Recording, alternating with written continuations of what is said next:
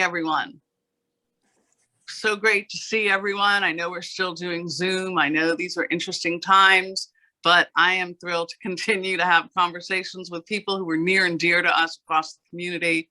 And today is no exception. I'm thrilled to have our CIO Insight series and try to convene folks that, making sure that we are connected across the community, as well as making sure that we are understanding of what's happening across these different organizations and companies. And today is thrilling for me. I am actually having some technology issues. I'm talking to you on my phone, and maybe I haven't paid my internet bill, but needless to say, I'm having some hiccups here in Squirrel Hill. I am pretty passionate about making sure that we have our CIO and CISO community tethered together. This is an opportunity for us to sort of peel a little bit behind the curtains from those people who are leading in operations and strategy, as well as being tactical in terms of information technology, application development, and all the services that it takes to continue to do the magic for the companies that are represented here. I am happy to say that Angela, who's here, she and I have known each other for a long time. It's always great to see a great face from when I was working at Alcoa. Thank you, Janice, for joining us as well. Really thrilled. And of course, Mike Keslar, who's been a tremendous friend to the tech community, to Pittsburgh, huge champion for Pittsburgh, and outspoken in his own right on many matters in terms of Pittsburgh and innovation and tech, and just been a good friend to all of us. So I want to thank everyone. And also I want to thank CGI. Bernie is here with us, and he is also on our board now. So we're pretty excited about having CGI have a voice at our table as we start to continue to build the region. It's been a good year for the region, believe it or not, in terms of innovation. We've had we may have had 4 IPOs by the end of this year, maybe 5. In the 20 years that I've been in Pittsburgh, that has never happened, ever. And that means that the demand for talent is insane. I believe that the unemployment rate for people who are in tech is less than 2%. And so that means that it's a frenzy in terms of talent. We're hearing that each and every day. So lots of things are shaping up in terms of how people think about talent and how they think about tech. And today will be no exception. So I'm going to pass the baton to Monica. She is going to thank our sponsors and set the stage. I am around. I'm staying through this entire thing. We're going to have networking and an opportunity to talk to one another. I know it's not like when we're together. I certainly would enjoy hugging each and every one of our panelists today and thanking them for taking the time. But I'm going to now pass the baton to Monica.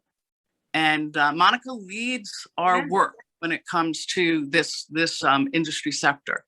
And she has led many of our big programs, as well as convening across the CIO IT community and beyond. Thank you so much, Audrey. So in addition to the other CIOs that you mentioned, we also have Melissa Alsing from Seton Hill University with us. So she's actually one of our winners of CIO of the Year this year. So we're really excited to have her as well.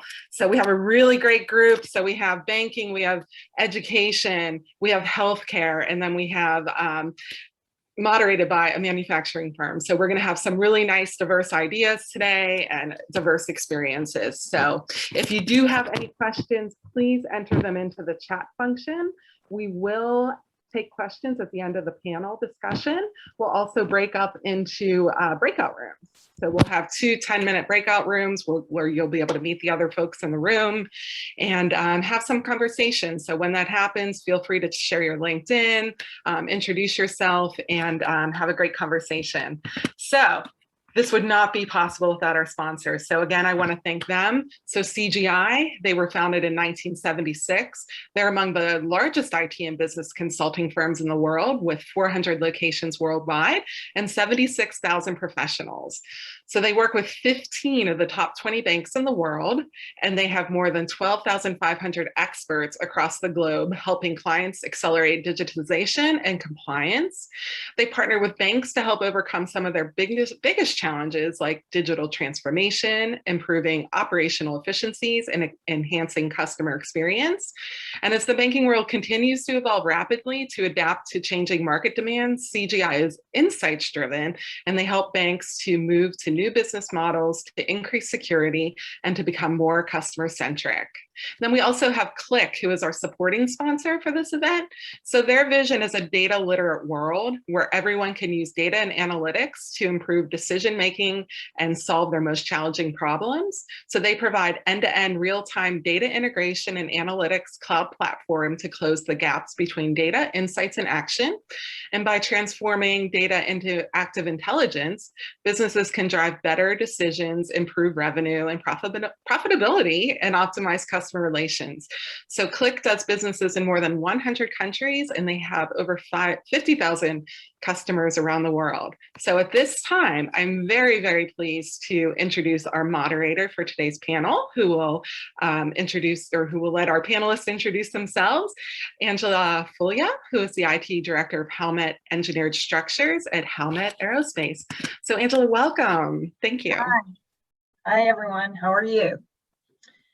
Okay, so I am, as Monica said, the Business Unit IT Director for Howmet Engineered Structures, which is a segment of the Howmet Aerospace Corp. And I've been in this role since mid-December of 2019. Howmet Aerospace is, as you know, the spinoff from Alcoa, which split from Arconic, which split from Howmet. Which split and became Howmet Aerospace. So I've been part of the IT area for about over 20 years. I don't want to, divulge my age. So anyway, that's who I am, and I'm going to let my panelists introduce themselves. And we'll start with Melissa Alsing, who comes to us from the educational Seton Hill University. Melissa? Good morning, everyone. My name is Melissa Alsing, and I serve as the CIO at Seton Hill University. Seton Hill is a small liberal arts Catholic university founded by the Sisters of Charity in 1918. We are located in Greensburg, about 30 miles east of Pittsburgh, and educate about 2,200 students in bachelor's and master's degree programs. My entire career has been in higher education. I first started at Chatham University in Pittsburgh and then moved over to Seton Hill in 2009. Thank you and welcome. So now, Janice, please introduce yourself. Hi, I'm Janice Devine, and I'm Senior Vice President and Chief Information Officer at Excela Health. Excela Health is the primary provider of healthcare in Westmoreland County, which is east of Pittsburgh. Excela Health is made up of 3 hospitals, Westmoreland Hospital, which is our flagship hospital in Greensburg, Latrobe Hospital, and Frick Hospital, which is located in Mount Pleasant. We have about a 255 plus physician network as well that are located in about 80 sites across Westmoreland County. It's been interesting times for us in healthcare, as it has for all of us with the pandemic. I've spent my entire career in healthcare in many of the different organizations in Pittsburgh. I worked for Highmark. I've worked for West Penn Allegheny when it was called West Penn Allegheny. And I started my career at Jefferson Regional. So thank you for having me today. Thank you. Okay, so last but not least, Michael Keslar from Mellon. Yeah, thanks, Angela. I guess before I make a few comments about my role in BNY Mellon, I just want to extend some thank yous. First to Audrey and the Pittsburgh Tech Council for, everything you continue to do for the technology community in Pittsburgh. Before we brought the whole group forward to the overall audience here, we were talking as a small group before about where we are with the pandemic and everything that's going on and how our companies are dealing with that. And, you know, Audrey and her leadership during the pandemic with the Tech Council has just been tremendous. And the daily meetings and the communication that they've led, I just wanted to take the opportunity to thank her and the PTC for everything they've done during the pandemic. And also, although I am a divisional CIO at BNY Mellon, I'm also on the board of Excela, so I know Janice. And I just want to take the opportunity to thank her for her leadership during the pandemic. You know, as I would read in the newspapers about the various outages that healthcare companies had and organizations that were trying to deal with the challenges of signing people up for the vaccine, et cetera. Excela only had a stellar experience for their patients and the Greensburg community. So I just want to thank Janice for the work and leadership that she's provided during the pandemic. Thank you, Mike. So you'll see that I'm coming in to you via a iPhone, and not because I'm having a technical challenge like Audrey. BNY Mellon is so regulated, I'm not allowed to use Zoom. So while I have a Cisco system in front of me, a laptop in front of me, and 3 laptops beside me, they're all BNY Mellon equipment, and none of them will access Zoom. So I'm using my personal phone. It's the only personal device I have. And so hopefully this will work through the next half hour, 40 minutes. So I've been at BNY Mellon for over 30 years, and I started on the business side and made a transition to technology about 20 years ago. It's obviously the best career decision I ever made. And, you know, as Audrey said, I've been based in Pittsburgh. I've been offered lots of different opportunities at BNY Mellon, given the global nature of our company, but I've always opted to stay in Pittsburgh and just travel a lot. And, you know, just to give you a flavor for BNY Mellon, if you're not familiar with the company, in simple terms, we have 2 main, I think, functions. We manage money. So we're an investment management firm for institutions and individuals. And we manage over $2 trillion of assets. But our biggest business is what I would call investment services, where we provide custody and safekeeping, processing and record keeping to other investment managers, other institutions. And we have assets under custody of actually 45 trillion. So we are the largest custodian in the globe. And to give you one other set of statistics to show you what the relevance of the company on a daily basis, we process over $2 trillion of payments every day, and we settle over $9 trillion of US government securities every day. So we're highly regulated. We're a critical institution to the financial markets. And so our technology is central to driving what the organization does on a daily basis. Thanks, Mike. And, you know, you bringing up the regulations and everything, that's going to be an interesting topic for discussion later on. I think there's a question about that. So looking forward to it. So let's start with Janice and ask, in which ways have you found that IT has enabled you to enhance the customer experience in healthcare? And what do you think the challenges remain as we continue to move forward into the 2022-2023 timeline? Please feel free to expand as much as you want, or keep it short and sweet. It's all you. How's healthcare doing? Thank you. So the pandemic has really changed the way we had to deliver healthcare. You know, we were a touchy-feely sort of industry, and with the pandemic, suddenly that became a real problem. So one of the things that we instituted was telemedicine, which is something that we've been trying to get off the ground for years, but there was no real interest until the pandemic. Once the pandemic hit, we still need to provide care to sick people. Not everyone had had issues related to the pandemic, they had their regular issues, whether it was their diabetes or their high blood pressure. So we had to continue to provide care, but how could we do that without bringing people into the doctor's office, into the emergency room, into the hospital like we normally did? So we launched our telemedicine program.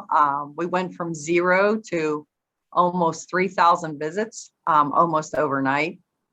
We deployed a number of technologies to do that, with a number of different vehicles to do it. iPads, which we had not done a lot of extensive work with. We began to deploy hundreds of those throughout the organization so that we could provide telemedicine. We also used iPads so that patients who were in the hospital, because when we went into full lockdown, those patients, as many of you know, could not see their families. No one could visit them. So we used iPads to provide that sort of face-to-face. It's very difficult to be ill, to be in the hospital, to be in there by yourself and not be able to have any contact with your family. So that was very important for us to still provide that. We had to basically secure our entrances so people just didn't walk in. So we developed our own visitor tracking so that we could do contract tracing should we need to, if we had patients or a visitor come in, as we limited visitors quite a bit. But again, we used that technology not in a way that we were used to in the past. So, and as Mike said, we also had to stand up a vaccine registry overnight, which we did a lot of software development, which again is not typically something we do, but we're fortunate at Excela to have some talented people. And so we were able to do that. So it's really changed the way healthcare, and it will change it in the future. I'm right now at a healthcare conference, technology conference, and you're seeing things, wearables, you're seeing hospital at home. So it's really changed the way we're going to deliver healthcare. And I don't think we'll put that genie back in the bottle. People are going to continue to want it that way. So it's going to become very, very patient experience focused. Yeah, I think that holds true not only for your organization, but I know that I've seen some of my friends in the universities have a similar situation, a similar challenge, which goes to the same question for you, Melissa, because with the students not really being able to come on site. I know, like I said, my friends, it changed the whole way the campus had to navigate, right? Right. We've become a lot more flexible in some of our business processes and operations, and opened up additional self-service capabilities and relaxed many of our requirements for wet signatures, which has been a welcome change for many. We've allowed a lot of flexibility in work hours and locations, which has really benefited the customers, our students, by having happier staff, and in some cases being able to actually extend those service hours. So student expectations have continued to change and represent more of a your typical business consumer. And there were a number of areas where we weren't meeting those needs and expectations, and frankly where we still have some work to do. But the students being our customers has a real impact on their satisfaction and our overall success. So there's just been a real shift, a cultural shift to accommodate a lot more of those expectations. So, Right. Well, thanks for that. So, Mike, I'm going to put you on the spot now. So, cybersecurity, right? That's a big deal. So, what do you think are your most significant challenges for IT as we prepare again to enter into 2022? You already introduced us to the fact that you have regulatory issues and challenges that you have to address on a day-to-day basis, even now. And so what are your thoughts about that, about overcoming some of these challenges and what they are? Yeah, I mean, I guess I would try to set some context that, from my view, the balance, as we go forward into 2022, that we need to maintain at BNY Mellon is we need to maintain the trust of our clients and the U.S. government. As I mentioned, we are a big processor of US treasuries. And we also settle, securities transactions and payments in huge numbers that I mentioned. And our clients trust us as a safekeeper and a processor, that we're going to be reliable, that we're not going to have systems outages, that we're going to be able to service their needs every day. So the foundation of everything we do is trust. However, to move forward, we also have to be innovative. And to some people, that balance between trust and innovation can seem, inconsistent. But to me, they go hand in hand. Our clients trust us that we're going to provide good service and be able to meet their day-to-day needs, but they also look to us to be innovative for going forward and to be able to advance our product offerings and keep pace with technology innovations. So, to get more specific to your question, cyber is central, cybersecurity is central to all of the organizations represented on the panel today. To us, given that we're a large financial services company, we are target of attacks on a regular basis. And our cyber defenses have to be state of the art, and we have huge investments in cyber, and will continue to invest in cyber. But given the work that we do for the government in the US as well as across the globe, the regulatory environment is going to do nothing but get more intense.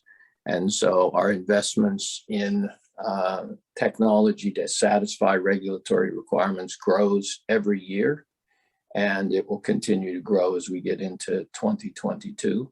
So I think cyber and regulation will stay front and center for 2022, but there are evolving technologies and marketplace events that we need to deal with, such as digital assets.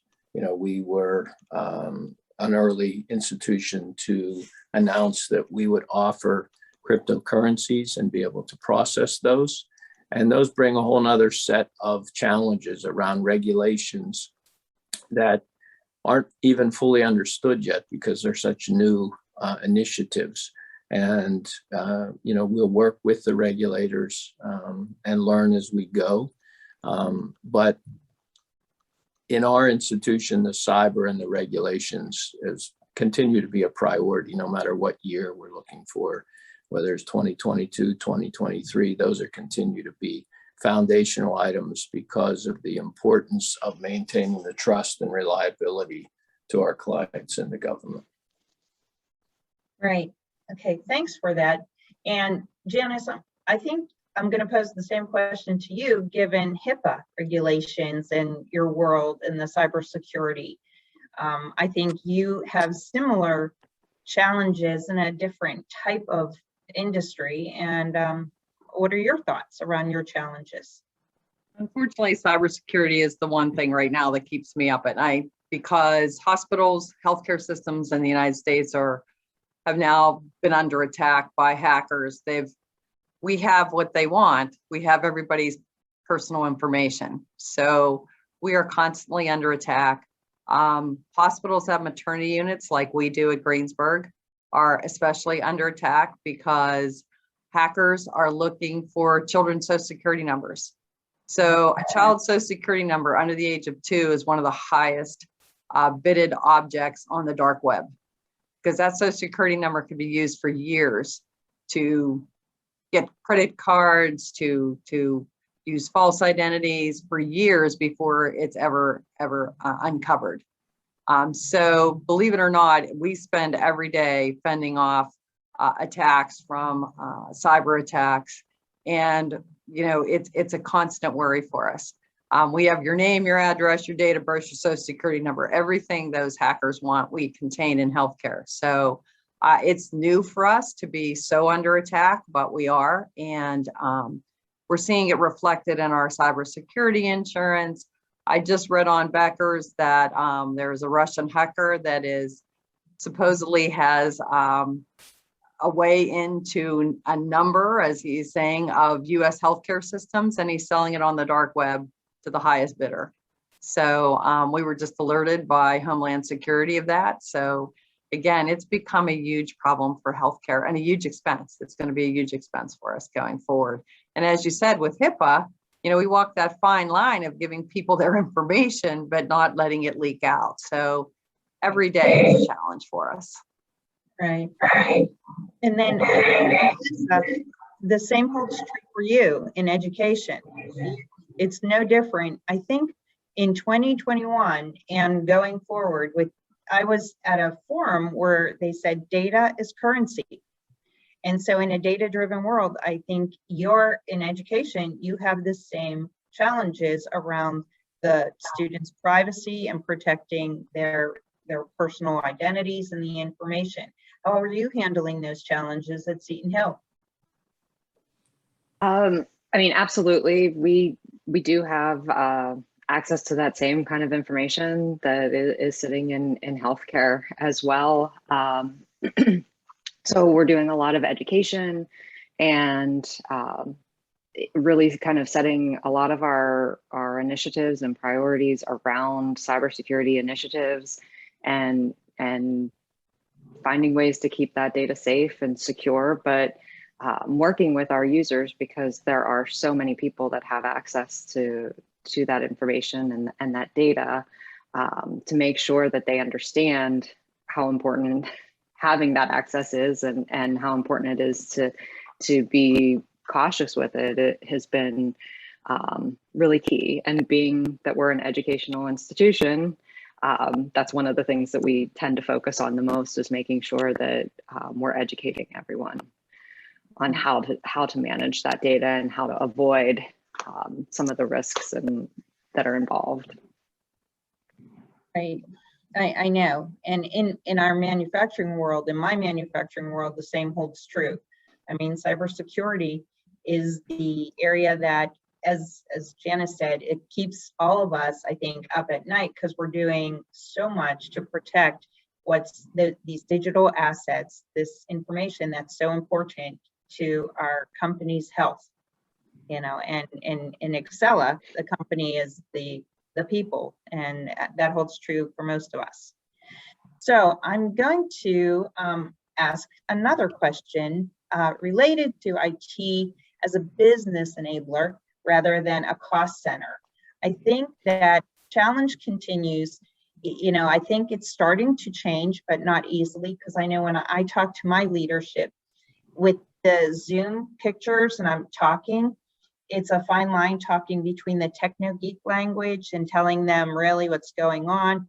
And I can see eyes rolling or deer in headlights. So having that situation, how are you working with your leadership and the company to show that IT is truly an enabler and not a cost center? And I know that's an interesting situation. So we'll start with Janice. I'm going to start with you, and then we'll go around to Melissa and Mike. So I agree. You know, I compete with when I need capital for things that people can't see. That's the problem, such as infrastructure and network. You know, I'm sitting there next to the ICU doctor who wants to, you know, have new equipment there. And, you know, he has a much better case than I do, at least for most people. But yeah, but I think, again, as healthcare has moved to an electronic medical record, and everything we do right now involves IT, it is difficult because we're expensive. But again, you know, as most of you have said, just let the IT go down and my phone's ringing off the hook, because again, in healthcare, we have so many, and I think IT has brought a lot of quality and safety features to our patients. And I think, again, as we have newer physicians coming into the organization and newer nurses, people realize that. People realize how critical the IT is, not only from just a convenience and efficiency standpoint, but it does provide a lot of the safety, patient safety and quality features that we're also trying to provide to patients every day. So it's a tough sell. But again, you know, I think what we've seen, and as we stood up the registry and things like that, people appreciate it. They just don't understand why it costs so much. Yeah, isn't that the truth? But I know that I share that when you're not with an IT driven or IT company, that you do compete for capital and you're competing against the core of the business, right? So as you said, the hospital equipment and those types of things, I have the same thing about presses and furnaces and those types of equipment that help manufacture our product. Melissa and Mike, you are in a different situation because I think your IT areas do drive your businesses, right? So from an education, you getting the student engaged, and then Mike for customers, right? Keeping them engaged and their money safe. So Melissa, the same question about cost center versus enabler. Thanks, Andrew. I also get told very, very regularly that I'm expensive, but it's often quickly followed up with necessary. And I've been very, very fortunate to have a leadership team at Seton Hill that understands the value of those technology investments. Seton Hill was the first university in the nation to provide all full-time students with a MacBook and an iPad beginning in 2010. And so they saw that value early. And beyond, the hardware that we're handing out, we've also invested in the network structure to support the mobile technology initiatives and support faculty use of technology in the classrooms. We are hearing and seeing a much larger focus than ever before on, first generation students, those from families with low income and other students that are typically underrepresented in higher ed, and focusing how to tune our institution to meet those students' needs by supporting them and using the technology to become administratively efficient and effective, so that we see greater retention and completion overall is imperative to our business structure. So I anticipate continued investments in the technologies that are related to student satisfaction, enrollment, and retention. Those are kind of our key everyday mantra. But right now, we're also looking at those that ensure their safety. So I think across the institution, there's support for what we need to do, and it's all about prioritization and working together. Being on President's Council, which is our executive leadership team, I am fortunate to bring the voice of IT to the table whenever we're making those decisions, when we're having those prioritization discussions. And I have a good relationship with the leadership at the institution. And so when we're talking about strategic initiatives that can be enhanced through technology, it's good to have that relationship in place to have those conversations with the other members of the team. And we've really, throughout my time there and throughout the engagement that we see at that upper level, have interlaced technology through all aspects of the institutional strategic plan. So it's really, technology is infused in everything that Seton Hill does. And I think that's directly related to IT being at the table when those decisions are being made. Yeah, I think that's important. And I didn't realize that's very cool that you're at the table where the leadership, they're making having strategic discussions about the university. So Mike, to you now, what have you seen or are doing to show IT? I think it's pretty straightforward for banking though, as an enabler and not a cost center. But am I wrong? No, I was going to say I have a little different situation because of how critical technology is to our organization. So fortunately, my business partners, they fully understand what technology can do for them. And they're not debating on whether they're going to spend X or Y on technology relative to a business project. That we spend over $3 billion a year on technology investments at BNY Mellon. and we are continuing to grow and spend more on technology. Just to give you an example, just in my group, I manage a team of probably just shy of 3,000 people. I'm probably scheduled to hire 350 people between now and the end of the year, just in my group in technology. Wow. So the businesses always want more. Yeah. And what it comes down to for us is prioritization on those technology investments across the business lines. So every business line wants to do more in technology. They want a bigger spend, and they think their businesses can support that given their business model. But like all institutions, we have capital constraints. And so we do have to prioritize across the businesses and look at the return on those technology investments and select which ones are, the most favorable. But like Melissa and Janice, commented, given that $3 billion, while they want to do more, they would like it to cost a little less. And they're always looking at how can we be more efficient. And so we do a lot of analysis on the productivity, particularly of our software engineers, to see what we can do to be more efficient and get more done.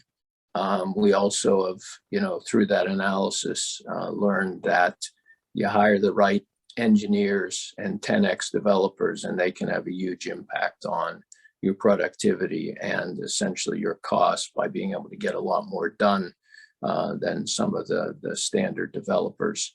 So, we spend a lot of time trying to maximize the investment that we have in technology, but fortunately, technology is our business. There's not any single business at BNY Mellon that their products that they offer to their customers aren't all about the technology platforms and what we have to offer. So the businesses are always pressing for us to partner with them and find ways to spend more. The only counter we get is, can you do it in a more effective way? And that's an ongoing challenge that we work with them on. Yeah, I bet. And I think that's true for all of us. We try to get as much as we can for as little as we can in terms of the money. So I appreciate that. Well, I'm going to take this opportunity to reach out to the community here, to our people on this call, and please feel free to put it in your chat, any questions that you want to ask our panelists. So feel free. And while you're doing that, I'm going to, while we wait for some of the questions to appear, I'm going to ask another question. What do you all think the one technology trend that is imminent will be? And are you poised to take advantage of it? I know for myself, they have asked me what my artificial intelligence strategy is. And to be quite honest, right now, we're just trying to get to smart manufacturing, right, before we get to AI. So I think in general, the evolution of your IT organization is, you go from paper to digital, and then that's where you get some data, and then you get to analytics, and then, machine learning and AI. What are your thoughts? I mean, Janice, especially in healthcare, I think machine learning and AI is starting to really get you thinking, I guess. Absolutely. I mean, AI, when you look at what you can do with AI in terms of providing care, looking at disease, managing disease process, looking at the best way to manage disease. Again, when you have those analytics and you can look across your population, you can really come up with the better care paths to do that. But I think another big one for healthcare is access. Again, what the pandemic taught us was that we need to open broader areas of access for patients, whether that be telemedicine, whether it be remote monitoring of patients in their homes, whether it be hospital at home. So access is another big one for us. But we're also struggling from, I'm sure as everyone is, with staffing. There's a nursing shortage in this country. There's a physician shortage in this country. So we need to find ways that we can provide care and access using more technology than actual people, because we're struggling to get those people. We don't have them available to us. So technology is a way that we think we can help to relieve some of that burden. So having people be able to check in online like you do at the airport or everywhere else, rather than having registration clerks, which again, are sometimes difficult to get in this era where we're all competing for people. And so, you know, I think really technology will play a real role in that in healthcare and providing healthcare in other settings, like your home. Having that wearable on that we can see what your blood pressure is without you having to come in and have your blood pressure taken. So there are so many exciting things going on in healthcare right now with technology. It's a great time to be in healthcare. Right. Actually, what you bring up about talent leads to a couple of the questions that you see in the chat about Bernie asking regarding the war for talent, which is similar to what Deb posed about hiring tech talent and the challenge in the current situation. So based on that, I mean, and you brought it up yourself, Mike, in terms of the number of positions you have. So how are you dealing with the talent frenzy and trying to recruit and retain technology talent or overall talent? Yeah, I mean, it's front and center, and it's been a, you know, key topic in our tech organization for a period of time, but it's, you know, hit a higher level of late because of, you know, our advancements in using, you know, very current and somewhat cutting edge technologies in our solutions. We're seeing more people leave our organization being recruited, you know, to Google and Microsoft and AWS, et cetera. So, you know, we've always had some challenges from the technology firms, but we see that to be even a bigger threat right now. So, you know, we're trying to deal with that the best that we can. You know, one of the things we're trying to do to be more competitive is to offer more flexible work arrangements to our technology teams. Obviously, everybody at home now, but we've already said when we go back to work, even though the majority of BNY Mellon will go back into the office and only 3 days a week, at least to start, we've offered a large number of the technologists the option to work remote and only be in the office a handful of days a quarter. We think we needed to do that to be competitive in the marketplace. You know, one of the things that I deal with, as Audrey mentioned early on, is just trying to attract talent to the Pittsburgh market. And so, you know, I'm based here. Most of my peers are in New York, and I always hear the story that they can find the talent a lot more quickly in New York than they can in Pittsburgh. And there's some truth to that. But where I think we have an advantage over any other geography is the university network. And so we have really ramped up our recruiting at the local Pittsburgh schools and are going to continue to focus on hiring from the engineering programs at the local universities. So we have increased our hiring from the colleges as a, you know, step to get ahead of some of the competition. And we think in Pittsburgh, that's an advantage that we have relative to the other locations that BNY Mellon has technology staff. Yeah, actually, that's a great point. And I guess that works really well, talking to Melissa, Sarah's question about the competitive hiring market. And for you, a small university competing in this market where supply, demand, you know, just hikes up salaries. What are your thoughts to her question about paying the higher salaries and attracting and retaining the talent? I mean, like you said and alluded to here, we are competing for employees from industry where they can pay usually a much higher salary. So our focus really has to be on providing that flexibility in work location and in work hours, and then offering additional perks or opportunities to offset where we can't compete directly with that salary, it is a huge challenge for us. And I'm very fortunate that I've got a good solid team in place, and a number of those people are taking advantage of those other opportunities, which includes education for themselves and dependents, which is a huge perk that we can offer.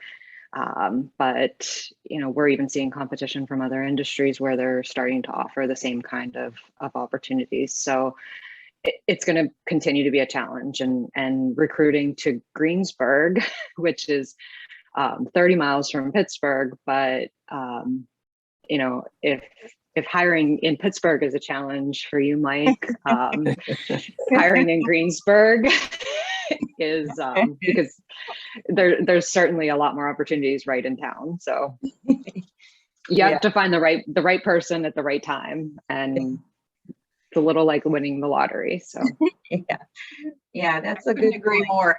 It's not easy to hire out in Westmoreland County. So yeah, it's a challenge. I think remote working though has helped us.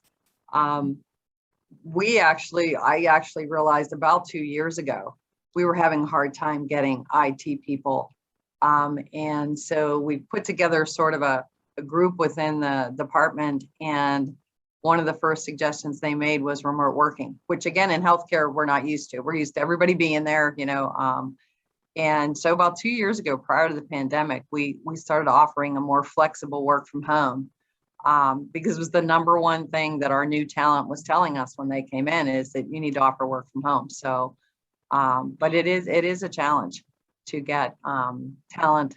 We're seeing a lot of our IT department happen to be pretty old in age, and we've had about 6 retirements in the last 6 months. So we've got quite a few openings. Yeah, I think that's what we're seeing in general. Now, I'm going to make this, there were some good questions that we posted, but we do have the networking breakout that's scheduled. So I'm going to ask the Jay McBride's question about back to work and the mask or vaccine mandates, because we've been talking about it offline, and about dealing with this continuing challenge with the world around, COVID, the Delta variant, and the vaccinations. As the final question, how is this continuing to change the way, your organization has to work, and how are you working through it? So we'll go again, Janice, Melissa, and Mike, and then we'll close out. Monica will close out. Well, being in healthcare, we're all about being vaccinated, quite frankly. Right. And we've been wearing masks all along, because the CDC, the regulation has been, in any type of healthcare facility, you must wear a mask. So we didn't drop mask mandates at all. And of course, we're encouraging everyone to be vaccinated, because as we discussed before, what we're seeing in the increase right now in COVID is unvaccinated people. And the challenge is, if you have an employee come in who is ill, they make everyone else ill. And so now you have people quarantining. And, in the beginning of the pandemic, it became a big issue for us prior to vaccines, because we had a lot of employees that were exposed and then had to quarantine. And, we're a 24/7 business. So that was very difficult on us. So I think as you see the FDA finally approve the vaccines, I'm hoping that we'll see more and more mandates that people do get vaccinated, because we do believe it's the answer to getting past this pandemic. Okay, Melissa? And similarly, vaccinations are an exemption, are now required for our entire community. And we'll be doing regular testing of our campus population. We're back on site. We were in person all last year with masks in place. And this year, there's a lot of conversation about what to do about the masks with the vaccination being available. We've also trained a number of contact tracers. I'm a trained contact tracer, just in case we need extra people on hand to help with that. So it's really changed the way that we do business, and we've all adapted and adjusted and volunteered for extra duties as we needed to. So hopefully we're ending, getting near to the end here. Right. And Mike, you're the caboose and move us out. All right. Yeah. I mean, obviously this, given the size of our institution, close to 50,000 employees around the globe, this has been something that's discussed with our senior, what we call our executive committee, that's around our CEO. Every week there's a meeting to talk about, what we're going to do. And, we've had 95+% of our staff working from home, but we do have a percentage that's been in during the pandemic because their jobs require them to be in the office because of the physical nature that they need to touch and process paper items. We've postponed our return date a few times. Originally, we were going to head back earlier in the year, and then it was Labor Day, and now it's, hey, we'll give you a 30-day notice, with October 1st being the earliest notification day. But during these last updates, the CEO did decide that he would mandate vaccines for our employees to come back to work. And, we have a call to talk about it. A lot of people are saying, how can you mandate the vaccine before it's FDA approved? I think that's a fair question, but his decision is the health of the workers who are in the office is of utmost importance. So given legal advice, he was comfortable saying we're going to require the vaccine for people to return to the office. Now, there's obviously an exception process and accommodations, and those all will be worked through. But the message came out loud and clear that to come back to the office as an employee, you need to be vaccinated. And, they're asking you to actually upload your vaccination card to show proof that you were vaccinated. So that's where our company's stand is on that right now. Yeah. Okay. Well, again, I cannot thank all of you enough for participating in this discussion and giving us your insight and into your industries, into your companies, into your careers.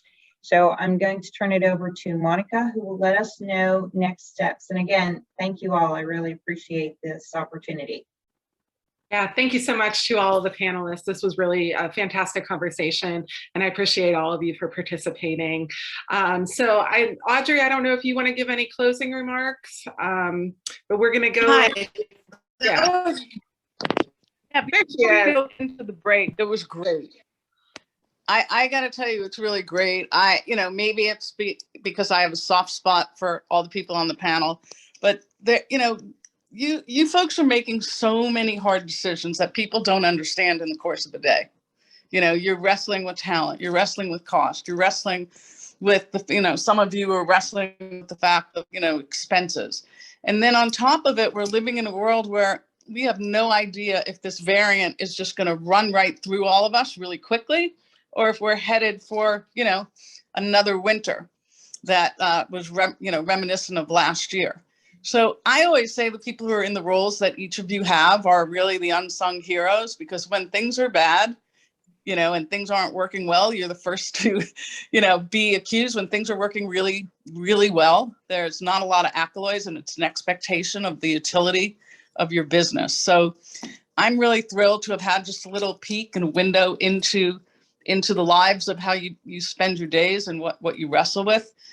And in addition, you might not really appreciate, but your leadership matters to our region. It matters to our region. The more that we highlight you and the more that we have these kinds of conversations, people get a chance to peek in. What's it like to work there? What kinds of things are people grappling with? What's the culture? How do they care? And, we have to shed that, those kinds of conversations all the time in order for this to be an amazing place for people to work and live, or, just live and work somewhere else. It doesn't matter. So I really appreciate your time. I will continue to stay on And I'm going to let Monica take the lead in terms of the breakouts and give instructions there. Thank you to all of our sponsors. And, hopefully one day soon, I'll see you all again. And there'll be some massive hugging. And, most of you know that I'm not a big hugger, but I think I'm going to become one. So I want to thank you for taking the time out of your day. Thanks, Angela, for facilitating this. Thank you. So Monica, you want to take it from here?